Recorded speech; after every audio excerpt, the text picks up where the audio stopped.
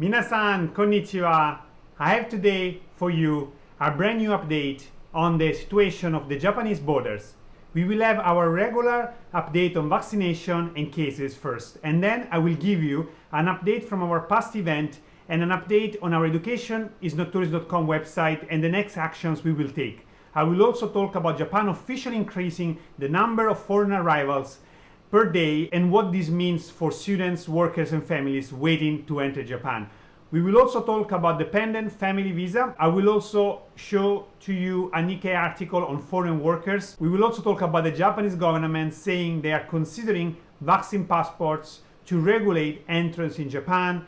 And last, from my Twitter account, another very upsetting story of priority given to some who shouldn't enter Japan before students, workers, and family. Before I get started, if it's the first time you watch my videos, my name is Davide and I live in Japan, and in the past 3 months I've been covering the situation of the Japan borders and how this is affecting international students, workers, and families waiting to enter Japan. I came to Japan myself as an international student back in 2008, and I started a study abroad agency called Gogo Nihon back in 2009.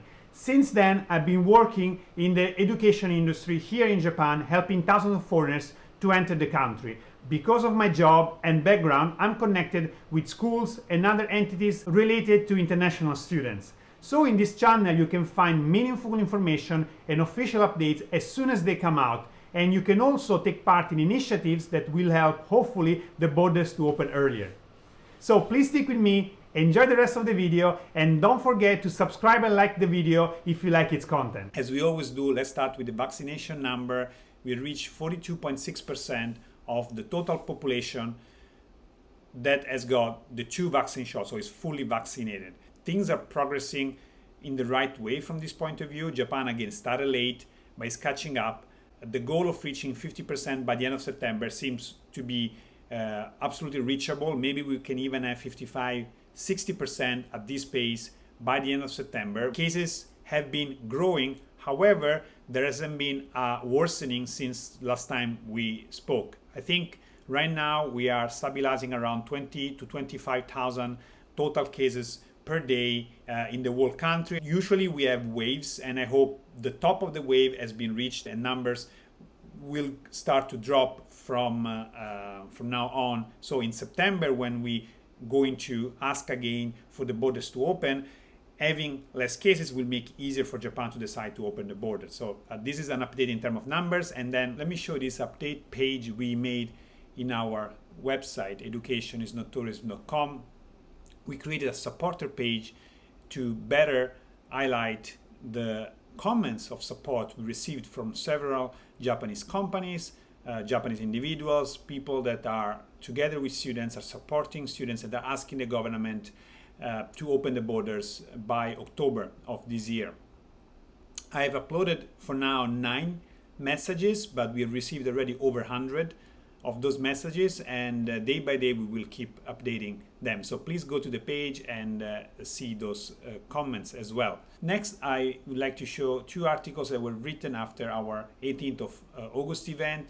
We expect more to be written. Right now, Paralympics have started, so the attention of media is still with the Paralympics, but maybe next week or at the end of Paralympics, we should have more articles written about the events, and that will be the right timing to do so. But 2 articles were already written. One is on an international publication on Study Travel Network website, which is a website for the education industry, for the study abroad industry. So it's very specific to the study abroad industry. And as you can see from the title, industry lobbying to reopen Japan to students gather pace. Basically, this article describes our event and also talks about one member of the Parliament of the House of Representatives speaking during the event supporting the entrance of international students. Please read the article. I will link it in the description. And another article from Yahoo Japan, so very big coverage. Actually, this article is a bit strange because it was published the 21st of August, as you can see here. So it's after our last event. Title clearly summarize the topic of our last event in August, and says, in fact, Japanese people can study abroad, but the cries of foreigners who were allowed to study in Japan but continue to be banned or neglected to enter Japan. So it's pretty much what we spoke in our second event. However, most of the reference here is about the first event that we had. So I think the article wasn't really updated as it should have done, but we expect Yahoo News together with other news media outlets to publish more about our second event. A big news that came up a week or so ago is that Japan will allow more overseas arrivals. NHK has learned that the Japanese government plans to increase a daily cap on the number of people entering the country from the current 2,000 to about 3,500 starting Monday of about 2 weeks ago. So this is not necessarily related to the Olympics because it was after the Olympics started. It could be related to Japanese also entering from abroad. It could be related to business trucks, which, you know, there are talks about business truck reopening in September. It could be related to, you know, also jet program teachers and so on. But of course, it could also be related to the plan of opening up also to residence truck, which is what we really hope. And the increase from 2,003 to 2,500 per day, it's a good increase. It's almost double. So hopefully these things will continue in this way. Another topic I want to touch is about dependent visa, family visa. So many of you are asking my channel, please give us update, please give us an update. I already gave a couple of updates in the past videos. However, I try here to put together information to tell everyone how the situation is right now, and as much as I know, basically. As you know, we had already proof that some embassies are accepting application for new visa for families for dependent visas.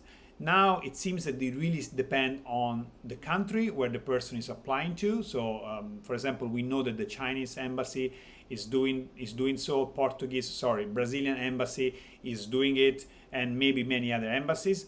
And what I'm trying to do, based on the comments, so thank you so much to everyone that is posting on my channel about their personal experience. So thanks to the community, we can find out maybe a little bit more countries where dependent visas, family visas are processed right now.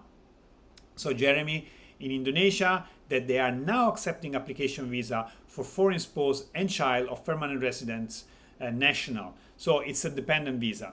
And that's a personal thing that they will open gradually also for students, etc. But it seems that Indonesia is also a yes. And moving on here, in Hong Kong, they confirm that we can submit the document petition and we can the visa issued a month. So also Hong Kong is a yes for dependent and family visa. Singapore for sure. So it seems that from Alina, also Singapore is okay. Huge thank also to Alina, same as G and Jeremy before. And Shem also confirmed that Malaysia is also processing the visa. So these are just comments from the community. It's not official answer from embassies. But please, again, go to your local embassy. If you're waiting for a dependent visa, go to your local embassy, ask, and if the answer is positive, please leave it a comment here, because many people are watching, many people are waiting to enter Japan, including families, and this could be a really huge help for them, knowing that their local embassy is accepting visa. Talking about workers, there is this article from Nikkei Asia. Nikkei Asia is a very important website that is describing how Japan risks losing its shine for foreign workers. As competition for talent with China looms, issues of work terms and rights remain. So it's a paid article, and I don't have access to it. However, the part in orange, I think, described the article really well. You kind of get a feeling of the direction of the article. Concern is growing in Japan that indispensable foreign workers will turn away from its domestic industry in the near future. Although Japan currently is a popular migration destination for them, its attractiveness will weaken if Southeast Asian countries achieve smooth economic development. In addition, competition for manpower with China is likely, as the world's second largest economy, heads towards a decrease in population. Well, what a surprise. What Japan is doing is basically it's going to hurt Japan so much in the future. If you see today, if you see only tomorrow, you think, oh, okay, that's not a big deal. People can wait to enter. People don't need to. Japan doesn't really need foreign students today. Doesn't really need that many foreign workers today. However, Japan is losing its competitiveness. Is losing its leading spot in Asia as a study abroad destination, as a work destination. Everyone has been thinking about Japan as an ideal place to go to study and work. However, this is changing, and this is changing because of the political decision of this government, which is basically leaving Japan the only country without a plan for foreign students, workers, and families on when to enter the country. So hopefully someone is reading this, some decision maker is also reading this and listening to us, and some decision will come up as soon as September, so people can enter from October. And moving on, one more news. This is also, it's very interesting. It talks about vaccine passports. The title says the Minister of Health is considering the issue based on domestic and international discussions and responses from other countries.